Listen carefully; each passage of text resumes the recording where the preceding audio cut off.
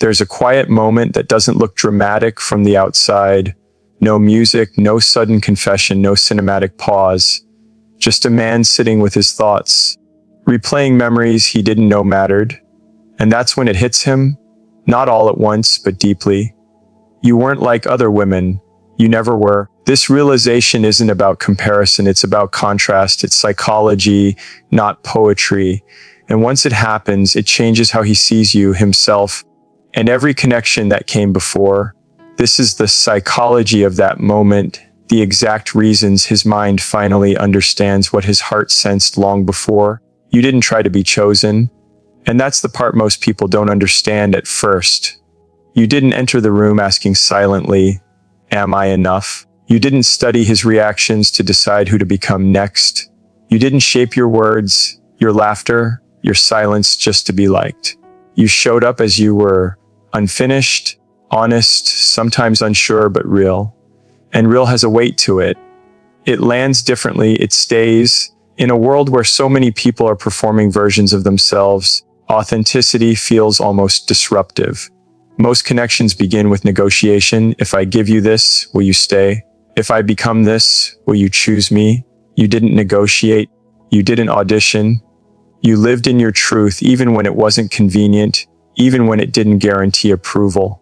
That alone set you apart, even if he didn't realize it in the moment. At first, authenticity doesn't always look impressive. Sometimes it looks quiet. Sometimes it looks like saying no when yes would have been easier. Sometimes it looks like admitting you don't know, or that you feel something deeply without dramatizing it. Psychologists talk about something called self-congruence, the alignment between who you are inside and how you act outside. People who live this way create a sense of trust without trying. Others feel it before they can explain it. You weren't always agreeable. You didn't nod along just to keep the peace. You didn't disappear parts of yourself to avoid discomfort. And for someone used to surface-level connections that can feel unsettling, authenticity removes the illusion of control. It means he couldn't predict you by manipulating the situation. He had to meet you where you stood. That's intimidating for someone who has relied on patterns and roles to feel safe. There may have been moments when he misread you, when he thought your honesty meant distance, when he mistook your independence for indifference. That happens often. Because when someone is accustomed to chasing or being chased, calm presence feels unfamiliar. You didn't rush to explain yourself every time you were misunderstood. You trusted that clarity doesn't come from over-explaining. It comes from consistency. And consistency is where authenticity quietly does its work. You were the same person whether things were smooth or uncertain.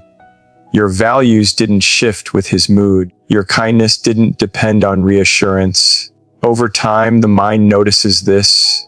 Neuroscience shows that the brain is constantly scanning for predictability and safety. When words and actions align repeatedly, the nervous system relaxes.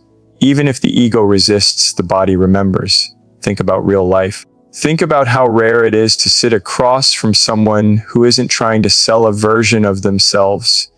Someone who doesn't exaggerate strength or hide softness. Someone who can say, "This is who I am today," without demanding acceptance or fearing rejection. That kind of presence doesn't shout. It doesn't chase attention. It just exists. And existence, when it's honest, leaves an imprint. You didn't mirror him to make him comfortable. You didn't adopt his opinions just to feel close. You held your own ground, and that created contrast. Later, often after distance, after loss, after comparison, contrast becomes clarity. The mind starts to replay moments that felt simple at the time. Conversations where there was no performance. Silences that weren't heavy. Disagreements that didn't threaten identity. Research on long-term attachment shows that people often realize the value of authenticity only after experiencing its absence. After encountering relationships built on illusion, charm, or emotional bargaining, that's when the memory of someone real becomes vivid. Not because it was dramatic, but because it was solid. You didn't need to prove your worth. And that's the paradox. People who know their value don't advertise it. They don't force it into conversations. They live it. You lived it in the way you spoke, the way you listened, the way you didn't abandon yourself for temporary closeness. That kind of self-respect teaches others how to treat you, even if they don't follow the lesson immediately. There's a story often shared in psychology classrooms about two employees. One constantly seeks validation, reshaping their behavior to please their boss. The other does their work with integrity, asks questions honestly, accepts feedback without losing themselves. Years later, when trust matters most, it's the second person who is remembered as reliable, not because they tried harder, but because they were consistent. Relationships work the same way. You weren't perfect. Authenticity doesn't mean flawlessness. It means ownership. When you were wrong, you didn't hide. When you were hurt, you didn't manipulate. You didn't turn vulnerability into a performance. You allowed it to be what it was: human. That's another thing the brain remembers. Emotional honesty activates empathy more strongly than perfection ever could. At times, he may have taken this for granted. Authentic people often are. Because they don't demand attention, they're easy to overlook when everything feels stable. But stability isn't boring, it's grounding. And once it's gone, the absence is loud. You didn't compete with other women because you weren't trying to win. You weren't measuring yourself against anyone else's energy, appearance, or strategy. Comparison is exhausting. You stepped out of it. That alone shifted the dynamic. You weren't asking, am I better than them? You were asking, am I being true to myself? And that question changes everything. Over time, authenticity creates a quiet confidence, not arrogance, not detachment, just a steady sense of self. And confidence rooted in truth doesn't fade when circumstances change.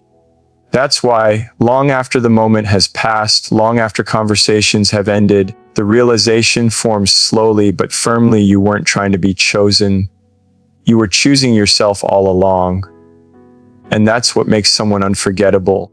Not the effort to be special, but the courage to be real. You set boundaries without apologizing, and that quiet strength changed everything. Even if it wasn't obvious at first, you didn't announce your limits like ultimatums. You didn't threaten to leave or stay just to be seen. You simply knew where you ended and where someone else began, and you honored that line with calm certainty. In a world where many people confuse love with self-sacrifice, that alone made you different. Most people are taught, especially when they care deeply, that saying no risks losing connection. So they overextend, they explain too much, they bend until they break, hoping effort will earn security. You didn't do that. Not because you didn't feel, but because you respected yourself enough to understand that love built on self-erasure never lasts. Psychology calls this healthy differentiation, the ability to stay emotionally connected without losing your identity. It's rare, and it's powerful. At first, your boundaries may have been misunderstood. He might have thought you were distant, or guarded, or not as invested. That happens often when someone is used to access without accountability. When limits appear, they can feel like rejection to someone who hasn't learned the difference. But boundaries aren't walls. They're doors with hinges. They open to respect and close to harm. You didn't punish him with silence. You didn't use distance as a weapon. When something crossed your line, you named it. Calmly, clearly, you didn't attack his character. You spoke about behavior. That distinction matters more than most people realize. Research in communication psychology shows that addressing actions rather than identity reduces defensiveness and increases long-term respect, even if the person doesn't respond well in the moment. Think of a real-life moment: a text unanswered for days, a promise half kept, a tone that dismissed your feelings. Many people respond by overcompensating, sending paragraphs, asking for reassurance, or blaming themselves. You didn't. You adjusted your energy. You didn't chase clarity. You let your response reflect your self-worth. That kind of regulation doesn't scream, it signals. Boundaries teach others how to treat you without lectures. They are felt more than explained. You didn't say, "This hurts me," 100 times hoping it would matter. You said it once, and then you acted accordingly. That's what made it real. Neuroscience tells us that the brain learns patterns faster through consequences than words. Your consistency rewired how you were perceived. There's a common misconception that boundaries push people away. In truth, they filter, they reveal who can meet you where you are, and who only benefited from your over-giving. When you stopped over-functioning in the connection, the dynamic changed. You weren't available for emotional shortcuts anymore, and that shift created space for something deeper or exposed the lack of it. You didn't apologize for needing respect. That's important. Many people soften their boundaries with guilt. I'm sorry, I just feel. You didn't do that. You understood that your needs weren't an inconvenience. They were information about how to love you, how to be with you, how to stay. And if someone couldn't honor that information, you didn't argue them into understanding. This kind of self-respect often isn't appreciated immediately. Sometimes it's resisted. Sometimes it's challenged. But over time, it becomes undeniable. Studies on relational power show that individuals who maintain boundaries are perceived as more confident and emotionally stable in the long run. Not because they dominate, but because they don't collapse under pressure. You stayed kind without becoming small. You stayed open without becoming porous. That balance is hard to achieve. It requires self-trust. It means tolerating the discomfort of being misunderstood rather than betraying yourself for short-term harmony. Most people don't do that. They choose peace at any cost. You chose truth with grace. There may have been moments when he tested your limits, pushed a little, pulled back a little. That's human. People test what matters. And every time you held your ground without anger, without drama, without justification, something registered. He learned that access to you wasn't automatic. It was earned through consistency and respect. Think about how rare that is. Someone who doesn't weaponize boundaries, but also doesn't abandon them. Someone who doesn't confuse endurance with love. Someone who can say, "This doesn't work for me," and mean it, even if it risks loss. That kind of courage leaves a mark. You didn't need to announce your strength. You embodied it. You didn't stay where you were tolerated. You didn't chase someone who kept crossing lines. You understood that walking away from what diminishes you is an act of self-love, not punishment. And you did it without burning bridges, without rewriting the past, without bitterness. Later, often much later, this is what comes back to him. Not the arguments, not the details, but the feeling, the memory of someone who respected herself enough to ask for respect and strong enough to leave when it wasn't given. That memory grows heavier with time, especially when contrasted with relationships built on endless compromise and unspoken resentment. You set boundaries without apologizing because you knew who you were. And in doing so, you showed what real connection requires. Not control, not sacrifice of self, but mutual respect freely given. That lesson doesn't fade. You brought peace, not chaos, and that difference is often invisible until it's gone. At first, it can seem almost ordinary. No dramatic highs, no emotional whiplash, no constant guessing where you stand.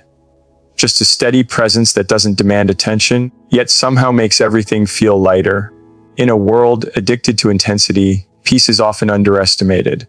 But the mind remembers it, the body remembers it, and later, the absence of it becomes impossible to ignore. Many people confuse chaos with passion because both are loud, both trigger adrenaline, both keep the nervous system on edge. Psychologically, that kind of stimulation releases dopamine, the same chemical associated with excitement and reward. That's why unstable relationships can feel intoxicating in the beginning. There's always something to react to, something to fix, something to chase. You didn't offer that cycle. You offered calm, and calm doesn't hook the ego. It soothes the nervous system. With you, there was no need to brace for impact. Conversations didn't feel like landmines. Silence didn't feel like punishment. You didn't create tension to test loyalty or provoke reassurance. You didn't disappear to be missed or erupt to be heard. You spoke when something mattered. You listened when it didn't need fixing. That kind of emotional regulation is rare, and it's often overlooked by those who haven't experienced its opposite yet. At first, peace can be mistaken for boredom. That happens when someone is used to relationships driven by unpredictability. Their system has learned to equate love with alertness. So when things are stable, the mind searches for danger that isn't there. But peace isn't empty, it's spacious. It gives room to breathe, to think, to be oneself without armor. Think of a real moment, sitting together without needing to fill every second with noise. A disagreement that didn't spiral into blame. A hard day that didn't turn into emotional fallout. These moments don't go viral. They don't look impressive from the outside, but they build something deep. Neuroscience shows that repeated experiences of emotional safety create secure attachment, reducing cortisol and increasing trust over time. That's not exciting in the short term. It's transformative in the long term. You didn't bring chaos because you weren't at war with yourself. Inner conflict often spills outward. People who haven't made peace with tend to recreate turbulence around them. You had done enough inner work to know that love doesn't have to hurt to be real. You didn't use jealousy to feel valued. You didn't create competition to feel chosen. You didn't test boundaries just to see if someone would stay. You stayed steady. When problems arose, you didn't dramatize them. You addressed them. You didn't weaponize emotions. You didn't turn vulnerability into leverage. You didn't keep score. That alone shifts the entire dynamic of a connection. Over time, it teaches the other person's nervous system that it's safe to be honest, safe to fail, safe to be human. There's research showing that people are most attracted not to those who create the highest emotional peaks, but to those who provide emotional consistency once maturity sets in. This realization often comes later in life, after exhaustion, after cycles that burn hot and burn out. That's when the memory of someone peaceful returns with clarity. You didn't demand constant attention. You didn't interpret space as abandonment. You trusted the connection enough not to suffocate it. That trust was felt, even if it wasn't named. And trust is calming. It lowers defenses. It allows someone to be more themselves, not more impressive. Sometimes peace is uncomfortable for those who are used to chaos. It exposes unresolved patterns. It removes distraction. It forces reflection. That's why it can be undervalued at first. But once someone experiences relationships filled with tension, unpredictability, or emotional noise, the contrast becomes undeniable. You didn't make him guess where he stood. Your words matched your actions. Your tone matched your intent. That alignment is grounding. The brain relaxes when it doesn't have to decode mixed signals. Over time, this creates a sense of home, not in a place, but in a person. There may have been moments when he didn't fully appreciate it, when he thought intensity elsewhere meant depth. That happens.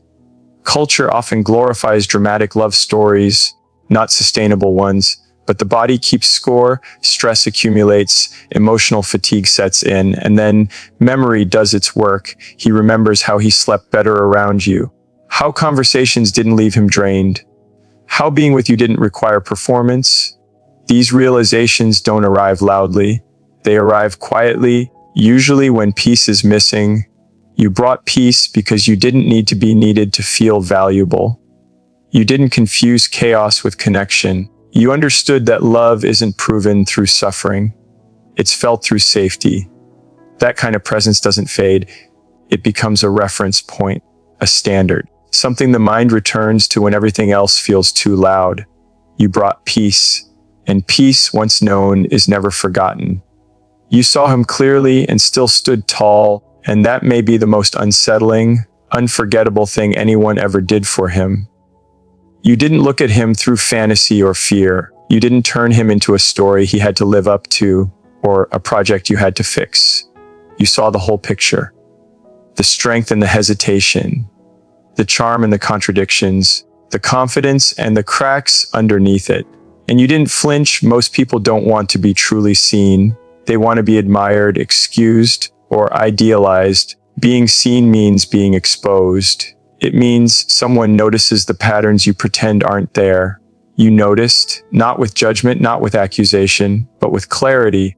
And clarity has a way of making people uncomfortable because it removes the places where they hide. You didn't romanticize his potential while ignoring his present behavior. You didn't say, he'll change, and sacrifice yourself waiting for it. You understood something many people learn too late. Love isn't about what someone could be. It's about who they consistently show themselves to be. Psychology calls this reality-based attachment the ability to connect without denial. It's rare because denial often feels safer in the short term. You saw the good in him genuinely. You acknowledged it. You supported it. But you didn't let that blind you to what hurt, what was inconsistent, or what wasn't aligned. You didn't excuse emotional unavailability as depth. You didn't confuse avoidance with independence. You didn't call mixed signals mysterious, you called them what they were. And still, you didn't shrink. That's the part that stays with him.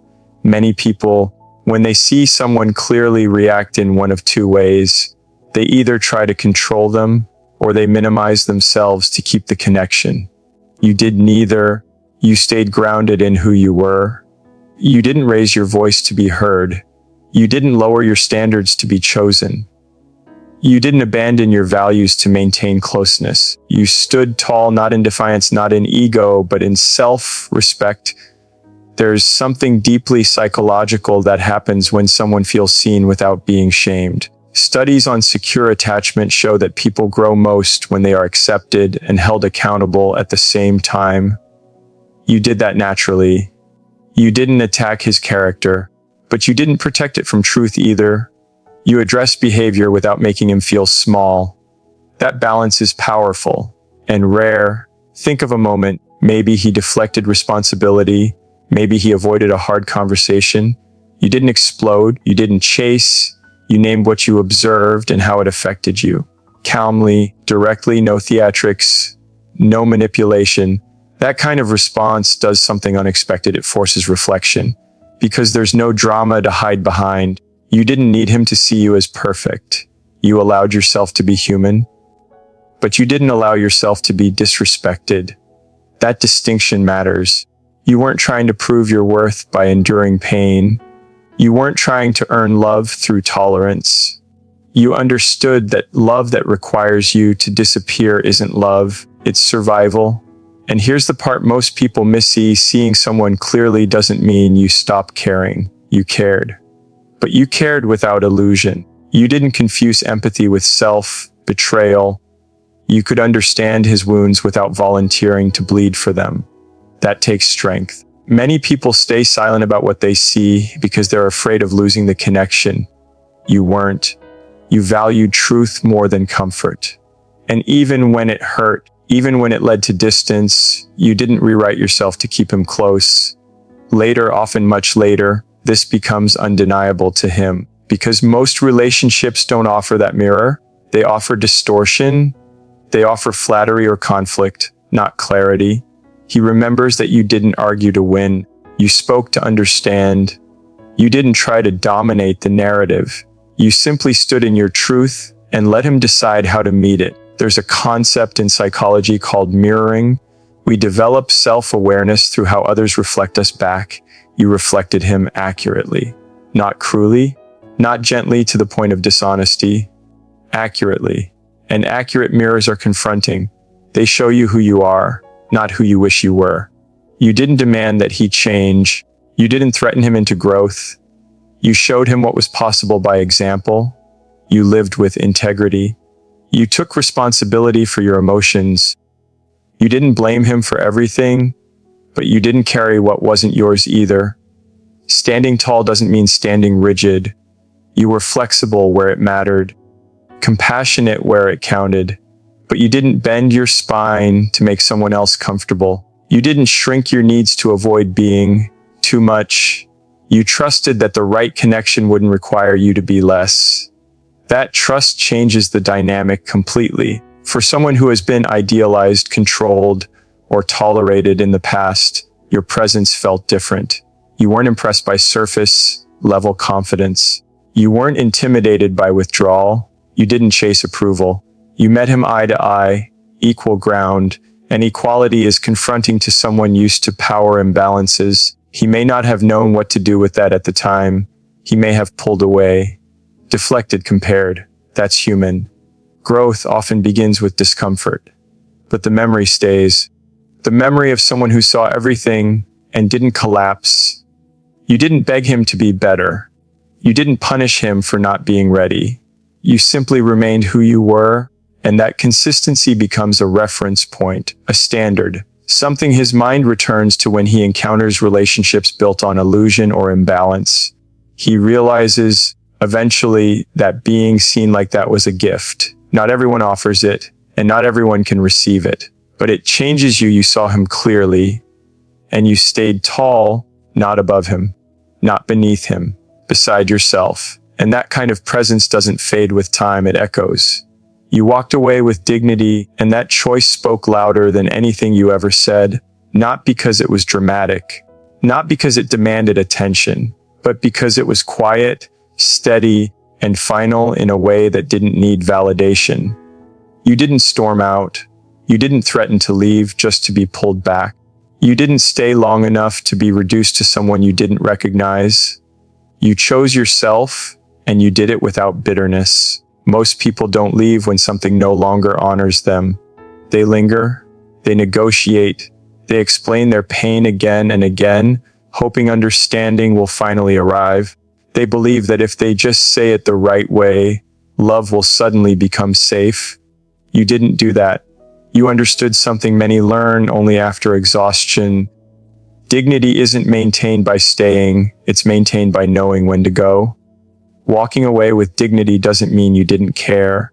It means you cared enough not to abandon yourself. You felt the weight of the decision. You didn't detach emotionally overnight. You didn't pretend it didn't hurt. But you didn't let pain turn you into someone desperate for closure. You accepted that not everything gets resolved through conversation. Some things are resolved through distance. Psychology tells us that unresolved endings create stronger mental fixation than dramatic ones. When someone leaves loudly, the mind focuses on the noise. When someone leaves calmly, the mind focuses on the meaning. You didn't give him chaos to distract himself with. You gave him silence, and silence has a way of making truth impossible to ignore. You didn't try to be unforgettable. That's the irony. You didn't say, "You'll regret this." You didn't try to prove what he was losing. You trusted that your absence would do what words couldn't. That takes confidence. Not the loud kind, the grounded kind, the kind that doesn't need to be witnessed to be real. There's a real life pattern therapists see often. People return not to the ones who begged, pleaded, or performed pain, but to the ones who left with self-respect. Not because those people were colder, but because they were clearer. Clarity creates gravity. It pulls the mind back again and again, asking questions that don't have easy answers. You didn't rewrite the past to justify your exit. You didn't suddenly make him the villain to feel stronger. You allowed the relationship to be what it was, meaningful, flawed, incomplete. You didn't need to destroy it to leave it. That restraint is rare. Most people need a reason loud enough to silence their doubt. You trusted your knowing. Walking away with dignity meant you didn't seek revenge through success or visibility. You didn't post happiness to provoke reaction. You didn't disappear to punish. You simply stepped back and let life continue. That's what unsettles people the most. When someone leaves without trying to control the narrative, it removes the illusion of power. You didn't ask for permission to move on. You didn't check if it was okay to heal. You understood that staying where you were tolerated would slowly erode your sense of self. And you respected yourself too much to let that happen. There is something deeply psychological about dignity. Studies on self-respect and long-term well-being show that people who leave unhealthy dynamics with clarity experience less regret over time, even when the separation is painful. Why? Because the nervous system recognizes alignment. Even grief feels cleaner when it doesn't come with self-betrayal. You didn't close the door to hurt him. You closed it to protect yourself. That difference matters. Intention shapes memory. He may not have recognized it immediately, but later, often much later, he remembers how you didn't try to win. You didn't try to stay relevant. You didn't keep one foot in the door just in case. You left whole. That's what stays with him. Most endings are messy because people try to extract reassurance at the very moment they need to let go. You didn't do that. You didn't ask him to validate your decision. You trusted it. You let the discomfort exist without asking him to fix it. Think about how rare that is. Someone who doesn't need the last word. Someone who doesn't demand understanding. Someone who doesn't collapse when a chapter ends. That kind of composure isn't learned overnight. It comes from knowing your worth independent of someone else's recognition. You didn't rush into replacing him to prove you were okay. You gave yourself space. You allowed the silence to teach you. You didn't numb the loss with distraction. You let it shape you without hardening you. And here's the part most people never see coming: dignity creates delayed impact. The mind initially rationalizes the loss. It says, it wasn't right or it wouldn't have worked. But time strips away those defenses. What remains is the memory of how you left. Calm, honest, unshaken. That memory grows heavier when contrasted with chaos elsewhere, when arguments replace peace, when drama replaces clarity, when staying feels like shrinking. That's when realization settles in, not as panic, but as understanding. You didn't chase him to show your value. You assumed it, and assumption, when rooted in truth, is powerful. You didn't make your worth conditional on being chosen. You chose yourself first. Walking away with dignity also meant you didn't close your heart. You didn't become cynical. You didn't let one ending define your capacity to love. You carried the lesson, not the resentment. That's strength, quiet strength, the kind that doesn't announce itself. People often think dignity is about pride. It's not. Pride needs to be seen. Dignity doesn't. Dignity is internal alignment. It's the feeling of being able to look at yourself without flinching. You kept that. He may replay the moment you left, searching for signs you'd come back. He may remember how you didn't check in, how you didn't reopen wounds just to feel connected. That restraint becomes a mirror. It forces him to confront what was lost without distraction. You didn't leave because you stopped loving. You left because you started honoring yourself. That distinction changes everything. And even if paths never cross again, even if words are never exchanged, the impact remains. Because dignity doesn't fade with distance. It lingers, it becomes a reference point, a standard. You walked away with dignity, and in doing so, you showed what real strength looks like. Not loud, not reactive, just steady, self-respecting, and free. The moment he realizes you're not like other women isn't about regret. It's about recognition. You didn't change him. You revealed something to him and to yourself. And whether he returns or not, the psychology remains the same. You became a standard. Not because you tried to be unforgettable, but because you were real, grounded, and whole.